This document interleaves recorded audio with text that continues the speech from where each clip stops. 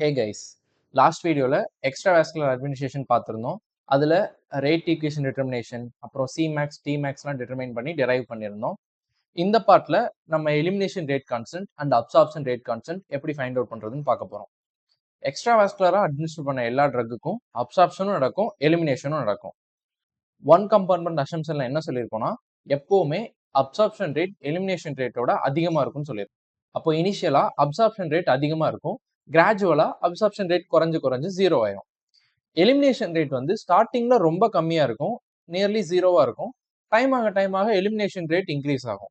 ஒரு பர்டிகுலர் டைம்ல absorption rate and elimination rate ஈக்குவலா இருக்கும். அந்த time peak plasma concentration attain பண்ணும்.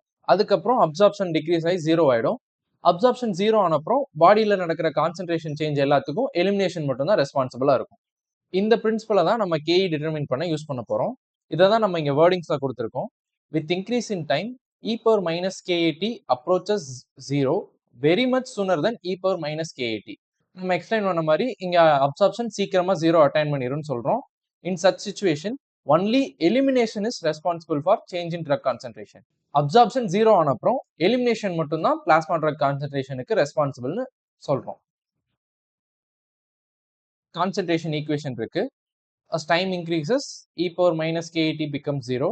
அந்த டைமுக்கு அப்புறம் கான்சன்ட்ரேஷன் ஈக்குவேஷன் எப்படி இருக்கும்னா, C equals F x0 KA divided by VD into KA minus KE into e power minus KET.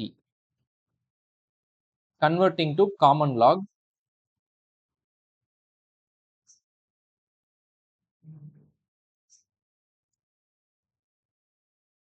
therefore log C equals log F x0 KA divided by VD into KA minus KE minus KET divided by 2.303. இந்த plasma concentration time curve பார்த்தோம்னா, இனிஷியலா absorption அதிகமா இருக்கும், அதனால plasma concentration increase ஆகுது. தென் elimination ரேட்டும் increase ஆயிட்டு ஒரு பீக் பிளாஸ்மா கான்சன்ட்ரேஷன் அட்டைன் பண்ணிடுது. அதுக்கடுத்து அப்சார்ப்ஷன் ஒரு பாயிண்ட்ல ஜீரோ ஆகுது. அதுக்கப்புறம் பிளாஸ்மா கான்சன்ட்ரேஷன் கர்வ் லீனியர் ஆகுது. அப்போ அந்த லாஸ்ட்ல இருக்க ஸ்ட்ரெயிட் லைன் ஈக்குவேஷன் இருக்குல்ல, அது எலிமினேஷனை மட்டும் ரெப்ரசென்ட் பண்ணும். அந்த ஸ்ட்ரெயிட் லைனோட ஸ்லோப் தான் மைனஸ் கேஇ பை 2.303. அந்த ஸ்லோப்பை டிட்டர்மைன் பண்ணிட்டா நம்ம அதை வச்சு கேஇ டிட்டர்மைன் பண்ணிக்கலாம். இந்த ஸ்ட்ரெயிட் லைனை அப்படியே பேக் எக்ஸ்ட்ராப்லேட் பண்ணோம்னா நமக்கு ஒய் இன்டர்செப்டும் கிடைச்சிரும். Next determination of absorption rate constant. இதை டிட்டர்மின் பண்றதுக்கு ரெண்டு மெத்தட்ஸ் இருக்கு. ரெண்டுமே 5 மார்க்ல கேட்டிருக்காங்க.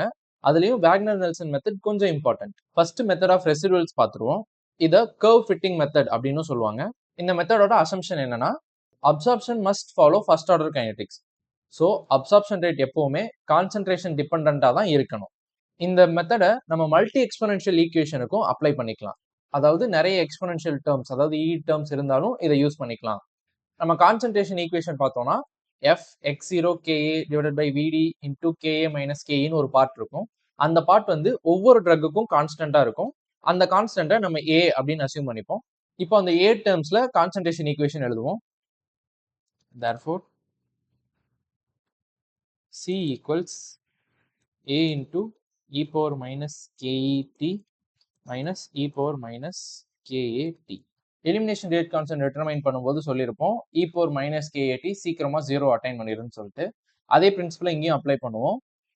அப்சார்ப்ஷன் ஜீரோ ஆன அப்புறம் நம்ம கான்சன்ட்ரேஷன் ஈக்குவேஷனை சி பார்னு சொல்லி எழுதலாம். C bar equals A into e power minus KET.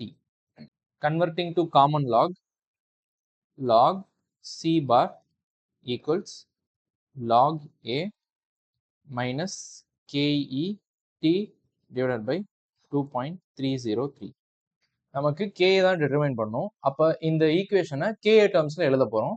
அதுக்கு என்ன பண்றோம்னா, subtraction of true plasma concentration from extrapolated concentration value.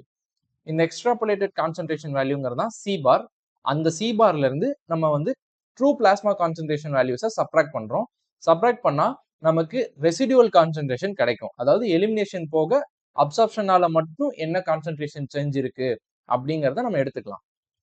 therefore C residual equals extrapolated concentration minus true plasma concentration. C bar நம்ம determine பண்ணிட்டோம். A into e power minus KET minus A into e power minus KET minus A into e power minus KAT. இதுல இந்த e power minus KAT, e power minus KET cancel ஆயிரும். அப்போ residual concentration equals A into e power minus KAT. Converting to common log CR equals log A minus KAT divided by 2.303.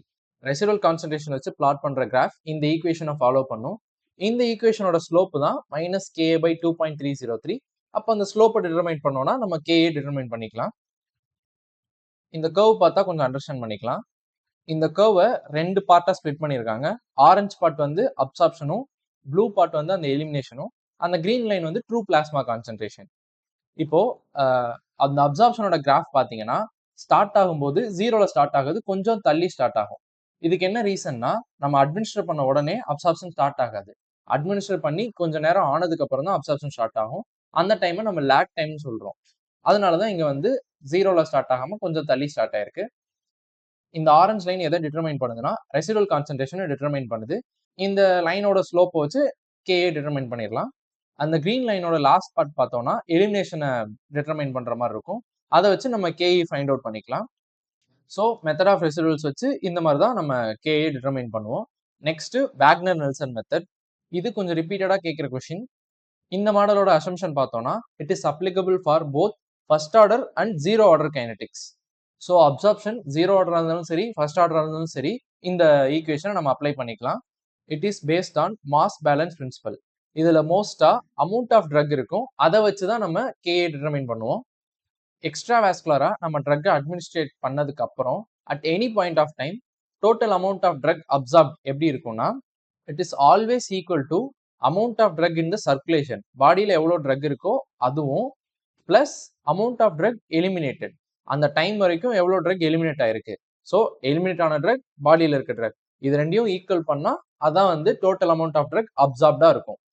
அதை தான் இங்க ஈக்குவேஷனா எழுதியிருக்கோம். XA equals X plus XC. XAங்கிறது amount of drug absorbed, Xங்கிறது amount of drug in the body or circulation, XCங்கிறது amount of drug eliminated. XA equals Xங்கிறத VD into சின்னு எழுதலாம். VD இன்டூ சி பிளஸ் XCயை KE VD into area under the curve from time 0 to t இந்த மாதிரி எழுதிக்கலாம்.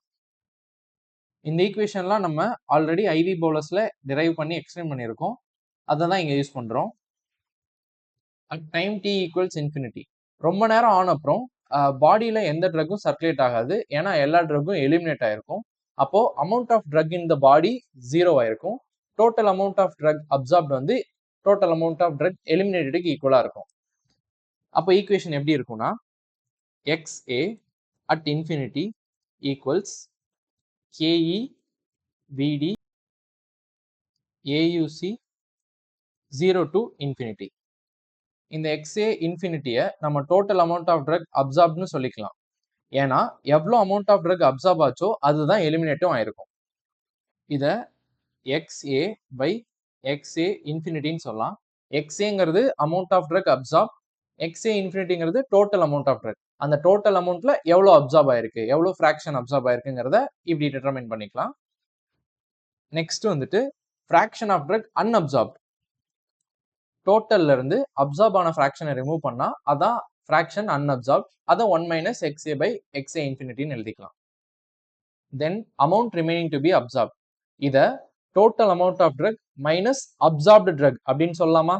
அப்போ ARA is equal to XA infinity minus XA அப்படின்னு எழுதிக்கலாம்.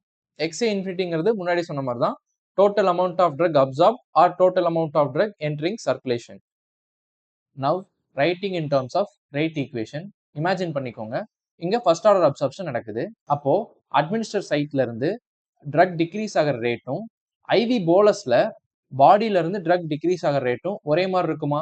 ஸோ ரெண்டு ஈக்குவேஷனையும் கம்பேர் பண்ணி இங்கே ஈக்குவேஷன் எழுத போகிறோம்.